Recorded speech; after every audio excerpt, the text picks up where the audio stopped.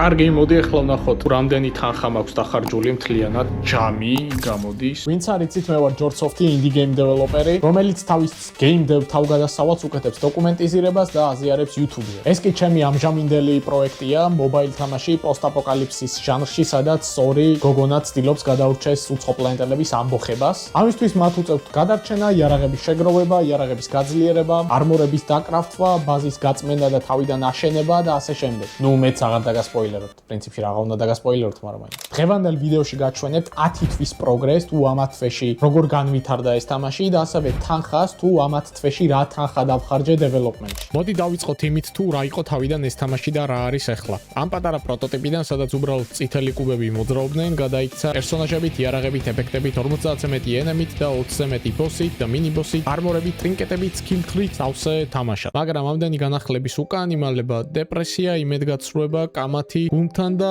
აზრის მილიონჯერ შეცვლა. მაგრამ საბოლოოდ თამაში აქ არის და ვითარდება და ეს ყველაფერიც იმისთვის იყო, რომ უკეთეს თამაში გამოსულიყო.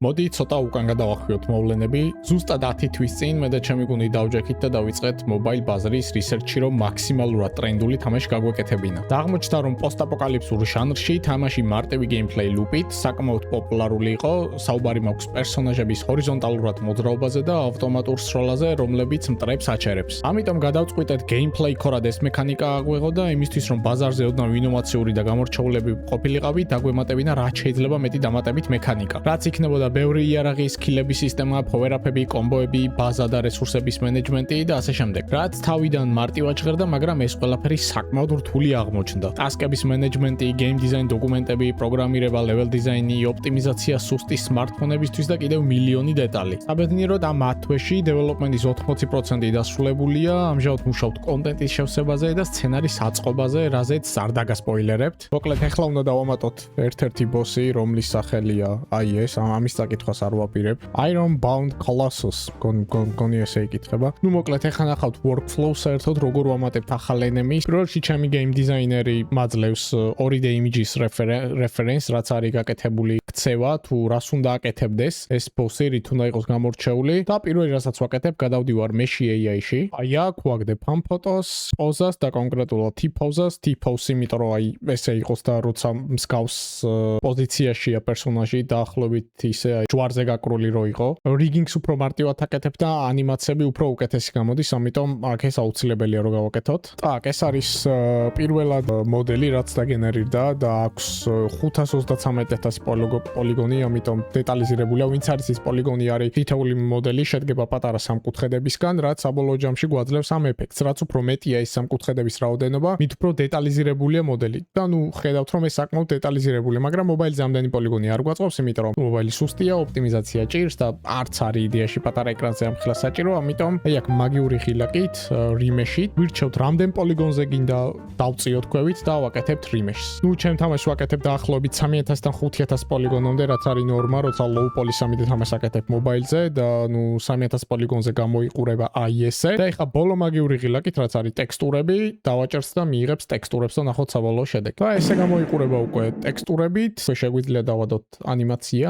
აქ მარცხნივ არის ანიმაციების ლისტი, რომელიც შეგიძლია მოარგო, უბრალოდ ეს არ ვიცი. დავარაუდოთ ამ ანიმაციებს არ გამოვიყენებ. შემდეგ გადავდივართ Unity-ში, შეგვაქვს ეს მოდელები, ბოსი, რომელსაც მხარზე ექნება ორი იარაღი, ერთი ბალისტიკური, მეორე ჩვეულებრივი, გაჩენის შემდეგ იწყებს ნელსვლას, random moment-ში ჩერდება და მისი ბალისტიკური იარაღი იწყებს როლას. თითო ტყვია ფეთქებადია, ასევე რენდომად მეორე იარაღი ისვრის რაკეტას. კარგი, ამისთვის ხდით cloud codes და მოდი მივცეთ ბრძანება. მომიკოს სახლშია. აკეთე ბოსი ამ ლეველის უნდა იყოს, რაც შეიძლება გასართობი და ძლიერი. აი ესე რომ ყველას მოეწონოს და ბევრი გადმოწერა დააგროვოს. კარგი, ნელ-ნელა უნდა წამოვიდეს და ის იარაღი რატო სპინავს? ნუ ეს ნამდვილად არ იყო რაც თხოვე AI-ს, მაგრამ რა ჯანდაბა ხდება?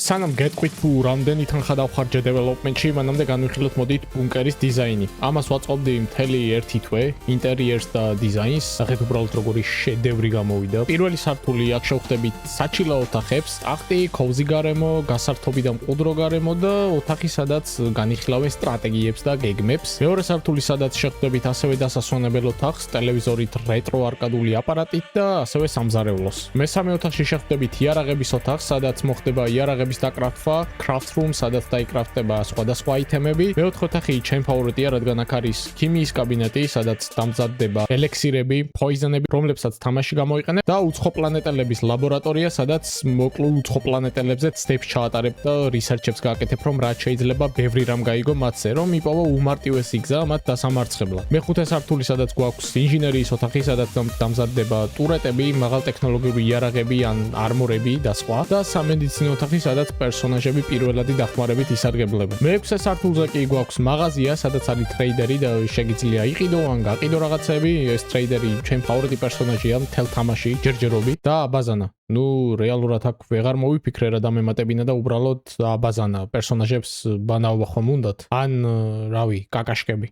ხო მართლა ვიდეოებს YouTube-ზე იშვიათად ვდებ დროის არქონის გამო. ამიტომ თუ გინდა თამაშის შესახებ ყოველდღიური აპდეიტები, გამოვყევით LinkedIn-ზე და ასევე შემოდით Discord სერვერზე, სადაც ვაზიარებ ინფორმაციას თამაშის შესახებ. ახლა მინდა ვისაუბროთ თამაშის სცენის ოპტიმიზაციაზე, კონკრეტულად ბუნკერის სცენის ოპტიმიზაციაზე. თავიდან როცა ეს ბუნკერი ავაწყე, სინათლის არქონის გამო ისეთივე სიბნელეში იყო, როგორც მთლიანი საქართველო ბოლო ერთი თვეა. ამიტომ ეხლა გაჩვენებ ტექნიკებს, თუ როგორ გავაკეთე ოპტიმიზაცია მთლიანი ბუნკერის სცენის. თავიდან როცა ამ ბუნკერის level design-ი ავაწყე, ქონდა საშინელი ოპტიმიზაციის პრობლემები, FPS-ი 7-ზე ჩამოდიოდა ზოგიერთ მომენტში. ამიტომ ეხლა გაჩვენებ თუ რა ოპტიმიზაციის ტექნიკები გამოვიყენე, რომ დამწყებმა game dev-ებმაც გაითვალისწინოთ, როცა გარემოს, შენობებს, ოთახებს ან ნებისმიერ level design-ს აკეთებთ. პირველი და მნიშვნელოვანი არის mesh combine-ი, რადგან აქ თითოეული ობიექტი ცალკე mesh-ი არის, Unity თითოეულ mesh-ზე თითო draw calls აკეთებს, ანუ ყველაფერს ნაწილ-ნაწილ ხატავს. როცა ეს ობიექტები დამოუკიდებლად არ გვჭირდება, ანუ მასე რაიმე манипуляციას არ ვაკეთებთ, ამისთვის არსებობს mesh combiner-ი. ამაზე უამრავი სკრიპტი არსებობს, მაგრამ მე ჩემი დავწერე, რადგან დამატებით ფუნქციებიც მინდოდა, მაგრამ პრინციპი ერთია. ამასობით mesh საერთიანებს ერთ single mesh-ი და საბოლოოდ ვიზუალი იგივე რჩება, უბრალოდ ერთი mesh-ი გაქვს და Unity ერთხელ ხატავს ჩატვირთვის დროს. მეორე არის occlusion culling-ი, რაც ნიშნავს იმას, რომ გამოჩნდეს მხოლოდ ის ობიექტები, რაც კამერის მხედველობის არეშია და შემდეგი არის იგივე ოღონდ light-ებისთვის. განაცდეს მხოლოდ ის light point-ები, რომლებიც კამერის render view-ში არის. ტექნიკების გამოყენებით საგრძნობლად აიწია FPS-ი და საკმაოდ ძველ device-ებზეც უკვე 30 FPS-ი უჭირავს. ასევე შეამჩნევდით, რომ ბუნკერში ალექსი და მაია თითქოს ცოცხლები არიან. ისინი მოძრაობენ, ჩერდებიან, ჩდებიან, ისვენებენ და ასე შემდეგ. იფიქრებთ, რომ აქ რაიმე AI ან Unity-ს Now-Mesh agent-ი არის გამოყენებული, მაგრამ არა. ზოგჯერ გენიალურობა სიმარტივეშია, სულაც არ არის საჭირო მძიმე AI სისტემები, რომ ჭკვიანური NPC-ები შექმნა. ამისთვის მე ავაწყე უბრალოდ Pathfinder-ი, რომელიც საშუალებას მაძლევს გავალო direction point-ები, მივუთითო სად გაჩერდეს, სად არის დასაჯდომი სივრცე, ასევე randomizer-ი, ანუ როცა პერსონაჟი მივა დასაჯდომ სივრცესთან, ან ადგილას, სადაც direction point-ები იკვეთება, რენდომად იღებს გადაწყვეტილებას, რომელ მხარეს წავიდეს, ან ტახტზე დაჯდეს, თუ გზა გააგრძელოს უბრალოდ. ეს უმარტივესი მათემატიკა ქმნის იმ მექანიკას და ატმოსფეროს, რასაც ახლა ხედავთ. და ხო, სანამ კულმინაციურ მომენტზე გადავალთ, თუ რა თანხა დავხარჯე ვიდეოში, მანამდე გეტყვით, რომ ვაკეთებ TikTok challenge, ანუ ვინც ჩემი მთლიანი დევლოგების სერიაზე გააკეთებს მაქსიმალურად ორიგინალურ, კრეატიულს და ტექნიკურად უფრო კარგად შესრულებულ edit-ს, იმას გადავცემ 300 ლარს და გამარჯვებულს გამოვავლენ შემდეგ ვიდეოში. აუცილებლად გამოიყენეთ #JordsoftsDevlog და ან მომნიშნეთ ჩემი TikTok-ის main account-ი, რომ ვიპოვო თქვენი ნამუშევარი. ჯამი გამოდის $2404, რაც ქართულ ლარებში რო გადავყავთ არის დაახლოებით 6274 ლარი. და ხო, ფაქტი ისა, რომ ეს საერთოდ არ არის დიდი თანხა ამათი თვის განმავლობაში, რადგან მთლიანი თანხა, რაც არის დახარჯული, არის ასეტები და AI tools-ები. დაახლოებით 4 ან 5 წლის წინ ეს თანხა 30-ჯერ ან 40-ჯერ მეტი იქნებოდა, რადგან დამჭირდებოდა 3D ასეტებისთვის გუნდი, ანიმატორები, რომ რაღაც ელემენტარული გამეკეთებია. დღეს კი AI tools-ებით ესე მინიმალურ თანხაში ვაკეთებ ამ ყველაფერს, ამიტომ უმადლობდეთ AI-ს. ძალიან ბევრი დამწყები game developer-ი მეკითხება, თუ როგორ უნდა დაიწყოს indie game development-ი, როგორ უნდა გამოუშვას თამაში, ან როგორ გადაანაწილოს დრო და ასე შემდეგ. მინდა ვთქვა, რომ indie game dev არ არის მარტივი საქმე, ხარ მარტო ან პატარა გუნდთან ერთად, შენი დროის და ტასკების ოვნერი ხარ მხოლოდ და მხოლოდ შენ. თამაშის მომავალი და ის თუ რამდენად კარგი იქნება, ის დამოკიდებულია მთლიანად შენზე და შენს ენერგიაზე. მაგრამ მარტივი დროის მენეჯმენტით შეგიძლია